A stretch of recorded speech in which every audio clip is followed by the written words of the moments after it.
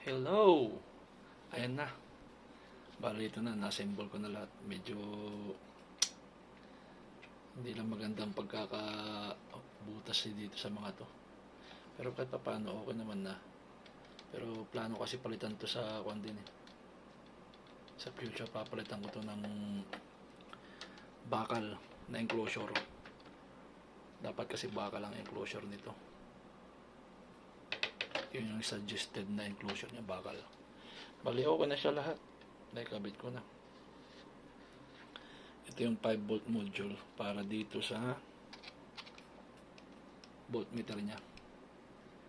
Bali 0 to 1000 voltmeter to. 1000 volt DC. Tapos ito naman yung IEC niya. Yung nabili ko, bali dito. Walang fuse. Kaya nilagyan ko na lang nito. 1 ampere lang yung nilagay ko. Kasi ang mga nasa 0.25 ano? 0.25 ampere lang naman yung kinoconsume nitong tester na to. Pinaka maximum na current consume niya ay nasa 1 lang, 250 mAh. Ito yung coin niya sa akit niya, may kasamang switch. Titesting ko lang kung okay na. Lagyan ko lang ng outlet, anong saksakan para sa outlet. Yan na yung coin niya, saksakan niya. Tingnan ko lang kung mag-on. Ayun, eksakto, mag-on. Tamang-tama. Yan na. Pinakamababang setting siya dito. Papunta sa kaliwa. Ito yung minimum volts niya na output, 9.5. Yan ang design ng circuit na ito. Hanggang 9.5 lang. Naka-test position siya sa taas discharge. Magsi-zero yan kasi discharge yan. Para i-discharge yung capacitor. Yan. Ito nga palang gamit nga pala nito. Capacitor leakage tester to. Tsaka reformer na rin siya. Yung mga lumang capacitor na hindi nagamit, na naka-stock lang, pwede niya i-reform yun.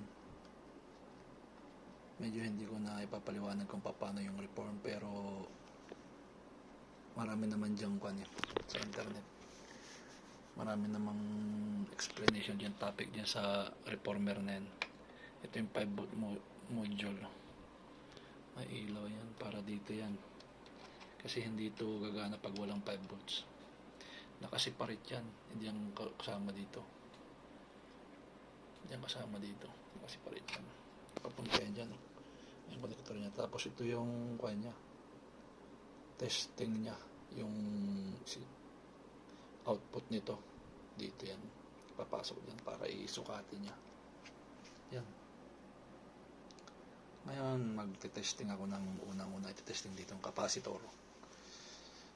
Pause ko lang saglit. So, ito na. Na-set up ko na. Dito yung capacitor under test. Ayan yan. Sa dalawang to. Tapos, ito naman yung current monitor niya, yung leakage monitor niya ng capacitor. Papunta dito. Ang reading nito ay 1 volt is equals to 1 milliampere.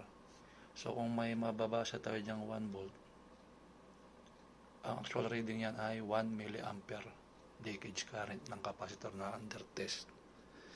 Ngayon, testing ko muna to kung hanggang ilang volts ang niya. Kaya niyang i-output, ilabas. Nang wala pang testing, wala pang capacitor under test, walang load. 9.5 yung minimum niya, pinakamababa niya.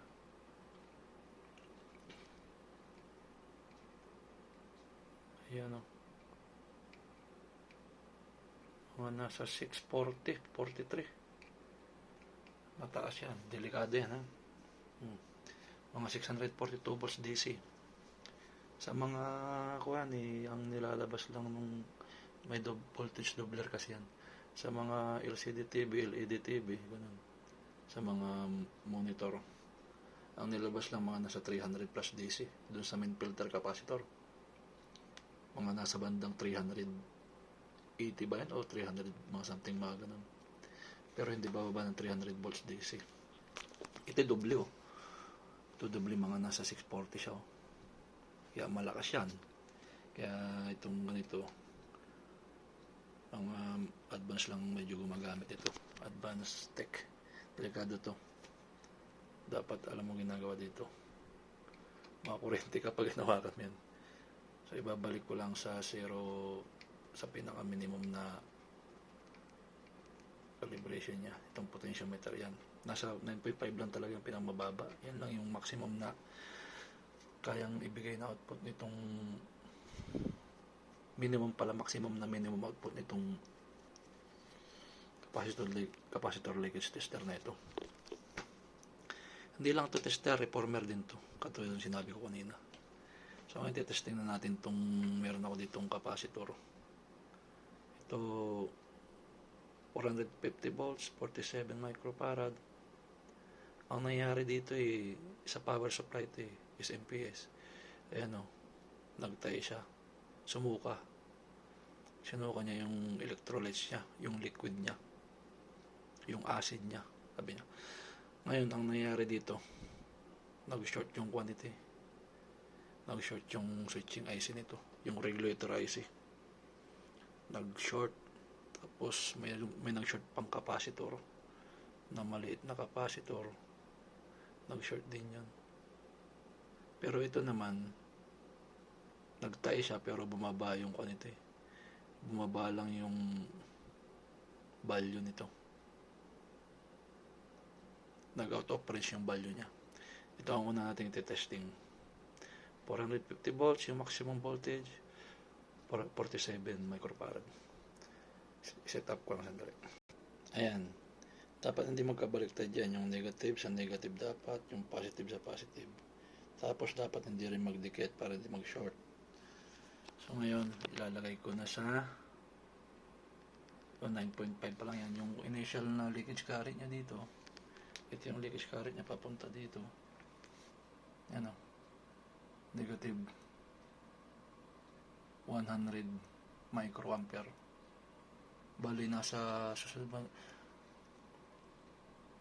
kuan yan ayun, nag-zero. Dali, itas lang natin 450 volts, itas lang natin sa maximum voltage niya, 450 volts yun ilagay natin ng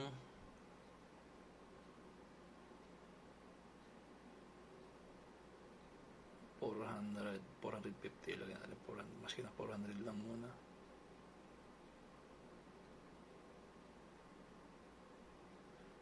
Diretso mo ng 450.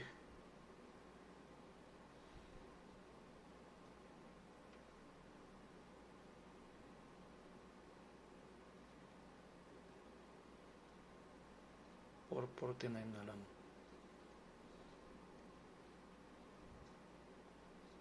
Yan, 450. Hindi ka pwede lumagpas dun sa 450 kasi puputok to. Ingat lang, hindi naman uminit siya. 450. Ito yung leakage current niya. Mga nasa 26 point, mga nasa 20, sabihin natin 20 millivolt. Kung ang readout niya ay 1 volt is equals to 1 milliampere, so nasa kwan yan 20 microampere yan, naging 19 microampere. Yan, medyo napos ko lang kasi tumawag yung amo ko. So ito na, nasa 448, malapit na sa 450 yung maximum voltage rating nito. So yung leakage current niya ay bali nasa 14, sabihin mo na 10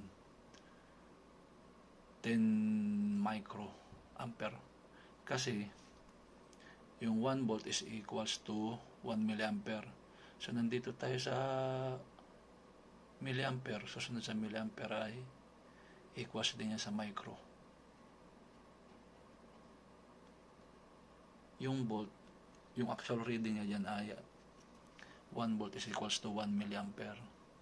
Dito naman sa milliampere, 1 milliampere is equals to 1 microampere. Proportional yung reading niya. Pero ang readout niya is ampere, hindi decibel. So mga nasa 10 nga, yung leakage current niya ay 10. Ayon dun sa tinignan ko yung specification nito, kwanto eh, parang nasa 800 ata yung kwan na to eh. Kung hindi ako nagkakamali, electrolytic, aluminum electrolytic to eh. Parang nasa, kung hindi ako nagkakamali, parang yung 400 volts na yan nasa bandang 800 microampere. So ibig sabihin, pasok ito kasi nasa 10 kwanto eh, 10 microampere eh. Kaso nga lang, meron pang specification to na kuan eh, parang maghihintay ka ng ilang minuto para ma-complete yung reform yung kuan niya, yung mga component niya sa loob, yung electrolyte niya, ganun. So yun, bumaba na siya 10 no, naging 9 na lang, 9 microampere, bumaba pa siya. Pero medyo matagal bago hintayin to. Pero consider na sira na to dahil nagtain na eh. Nagtain na yan. Consider na sira yan, maski na ganyan pa yan. Medyo mabagal na nga siya bumagsak ko. Ngayon, testing ko naman yung isa. Okay na to. Bali, ang gawin mo dyan, ibaba mo muna to bago mawakan, baba mo sa pinamababang, ayan o, maski nasa pinamababa na siya, mayroon pang voltahe. So ang gawin mo dyan, i-discharge mo. Ayan, i-discharge na siya. Ayan, 0 volt na. Pwede mo na siyang hawakan, hindi ka na makakuryente dyan kasi 0 volt na doon. Ganun gumamit nito. Pag hindi mo din-discharge yan at hinawakan mo to, kuryente abot mo, makakuryente ka.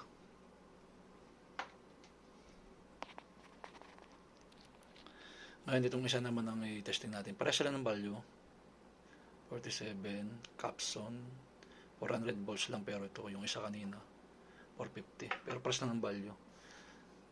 So, dapat ang kanya, readout niya halos malapit lang. Pero ito kasi, tumain na, sira na to. Consider na sira na yung pag tumain na. Ito, hindi naman tumain siya, pero tumaas yung kwan nito eh. Na out of value rin to, tumaas masyado yung value niya. Gumagana pa ito actually, kaso nga lang maingay, malapit nang masira, malapit na matuyo yung electrolyte nito sa loob, yung liquid niya. Testing ko lang kung ilan yung leakage current niya. Ikabit ko lang. So yan, ikabit ko na ganun ulit, yung negative sa negative, yung positive sa positive. Tapos nakakuan ka, dapat to nasa minimum setting niya. Tapos naka-discharge ka, 9.5 yung minimum settings niya. So wala pang leakage current. So ilagay ulit natin sa 400 yun eh, 400 volts eh. Ilagay natin sa 400 volts.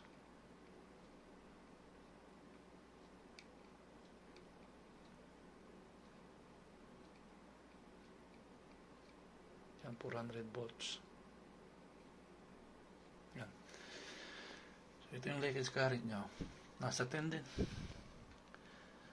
10 microampere. Walang problema yung leakage current niya. Ang naging problema lang talaga nito, yung isa tumae, ito namang nag-out of value siya.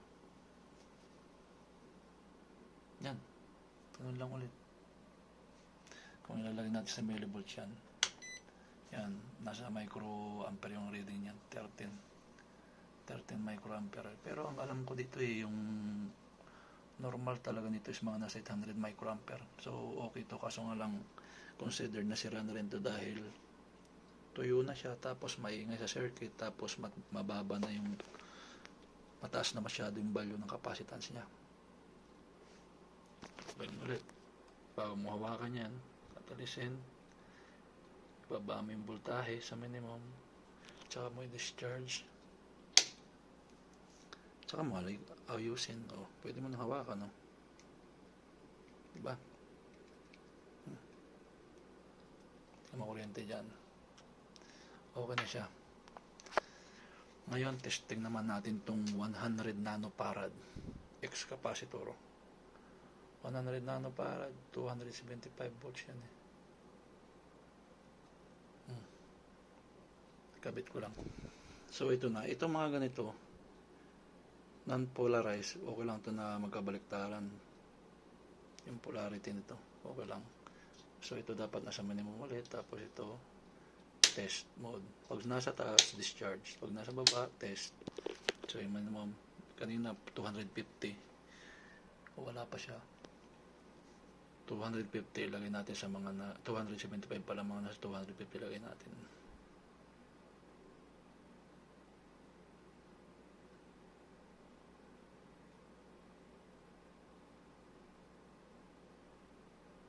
$200 275 yan, o nasa 250 ako na yan. O 275, 260 pwede yan. Oh, 89. 260, pwede na rin yan. 260. Yan yung leakage niya, wala siya, zero lang siya. Ibig sabihin, normal ito. Pwede ito, pwede ito. Sa mga ganyan, normal yan na zero talaga. 0 microampere. Mababa ito masyado eh. Wala siyang reading, yun lang. Balik mo ulit sa zero. Yun ulit, discharge mo pataas. Discharge yan. Pwede mo na ulit hawakan. Ito zero to, ha? Sigurado yan. Pwede mo na ulit yan hawakan dahil wala na voltahe. Pero kung di mo din-discharge yan, maaaring may kuryente pa yan. Yan lang gamit ito. Yung pagre-reform naman, medyo matagal kasi yun. Abutin tayo ng mga ilang oras doon, kaya sa sunod na lang or sa ibang video ko na lang pakita. Ito na lang muna. Okay na siya, hindi naman siya umiinit. Wala siyang umiinit. Ito yung transistor niya, ito yung regulator niya, yung dalawang regulator niya. Ito yung nag-a-adjust ng 0 to 600 volt. So ito yung yung kanina 5 volt module. Ano lang siya, okay na siya. Ito yung fuse niya, nilagay ko yung fuse kasi itong nabili ko walang fuse holder. Nilagyan ko na ng fuse. Yan na. Pwede ko nang i-off yan. Okay na, hanggang doon lang. Thank you!